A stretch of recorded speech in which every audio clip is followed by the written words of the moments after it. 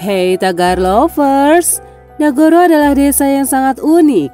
Desa yang terletak di Pulau Shikoku, Prefektur Tokushima, Jepang ini memiliki lebih banyak boneka dibandingkan manusia. Boneka-boneka tersebut diletakkan di berbagai tempat seperti pinggiran sungai, tepi sawah, depan toko, hingga ruang kelas. Boneka seukuran manusia tersebut sengaja dibuat untuk menggantikan warga yang sudah mangkat atau yang telah meninggalkan desa. Karena itu, ukuran dan penampilan mereka dibuat sangat mirip dengan manusia yang pernah tinggal di Nagoro. Mereka benar-benar dibuat seperti hidup dengan beragam aktivitasnya.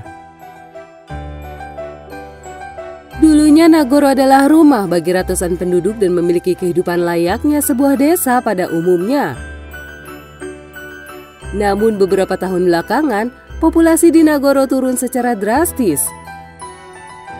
Desa ini tidak memiliki anak-anak dan hanya dihuni oleh para lansia yang sudah tidak bekerja. Adapun pemudanya, mereka telah merantau ke kota besar demi memperoleh pekerjaan dan kehidupan yang lebih baik.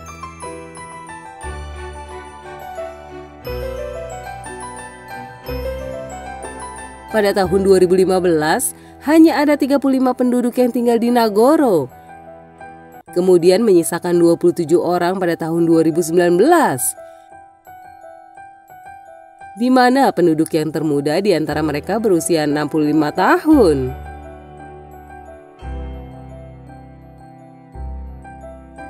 Pada dasarnya Nagoro adalah desa yang terpencil dan tidak menyediakan banyak fasilitas bagi warganya untuk mendapatkan kehidupan yang lebih baik.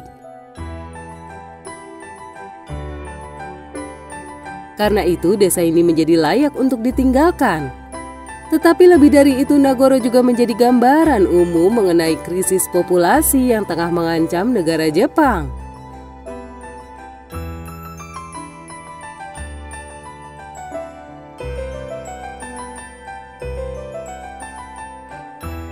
Meski dikenal sebagai negara yang banyak kemajuan di berbagai bidang, nyatanya Jepang sedang mengalami krisis yang serius, di mana diperkirakan bahwa penduduk Jepang akan punah pada tahun 2040. Selama 10 tahun berturut-turut, Jepang mengalami penurunan populasi yang membuat rumah-rumah tampak kosong dan memaksa beberapa sekolah harus tutup.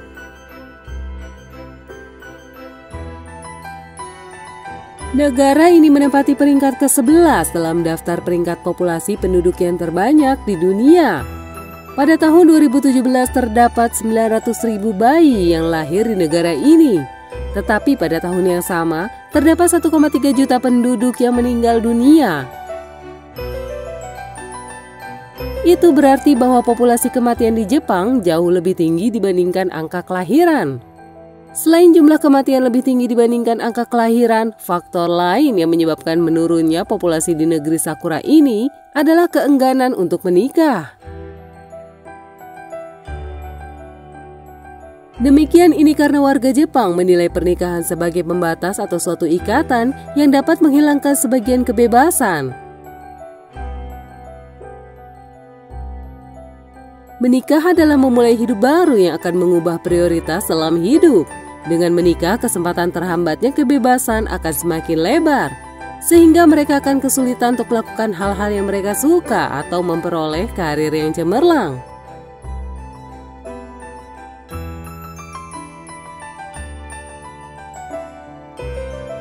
Keengganan orang Jepang untuk menikah telah membuat Perdana Menteri Shinzo Abe pada saat masih menjabat mengeluarkan berbagai kebijakan yang berkaitan dengan keluarga. Semisal hak cuti melahirkan untuk suami, meningkatkan gaji dasar untuk pekerja wanita, serta berkampanye mengenai arti penting keluarga dalam karir. Namun demikian, warga Jepang tampak menutup mata akan hal ini. Pemerintah Jepang melakukan sebuah survei pada tahun 2014 yang disebar pada sekitar 7.000 pria dan wanita berusia antara 29 hingga 30 tahun.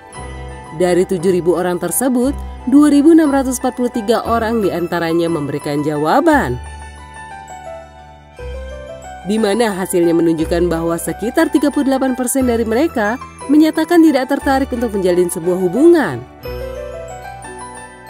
dan sebanyak 39,1% wanita dan 36,2% pria menjawab tidak menginginkan sebuah pasangan.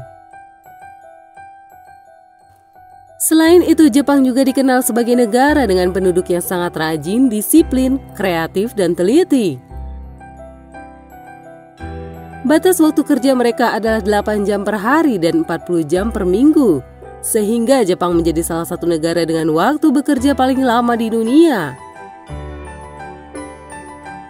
Saking beratnya pekerjaan di Jepang, mereka menjadi lebih sibuk serta lebih rentan terhadap stres.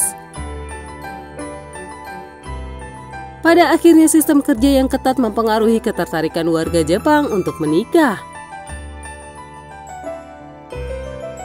Pekerjaan yang tidak kenal lelah, disiplin, kecepatan proses kerja membuat mereka tidak menghabiskan waktu dengan keluarganya. Tentu saja pemerintah Jepang telah melakukan sejumlah langkah untuk menghindari penurunan jumlah penduduk yang memburuk. Sejak awal tahun 1990-an, pemerintah Jepang telah memperluas kebijakan dan program keluarga di 3 bidang, yaitu layanan pengasuhan anak, rencana cuti orang tua, dan bantuan dalam bentuk tunjangan anak. Sejak tahun 1992, pemerintah Jepang telah menawarkan cuti orang tua selama 12 bulan untuk orang tua yang memenuhi persyaratan kerja minimum. Pada tahun 1995, kompensasi pendapatan juga ditambahkan dan dibayar 50% dari gaji bulanan sebelum awal cuti.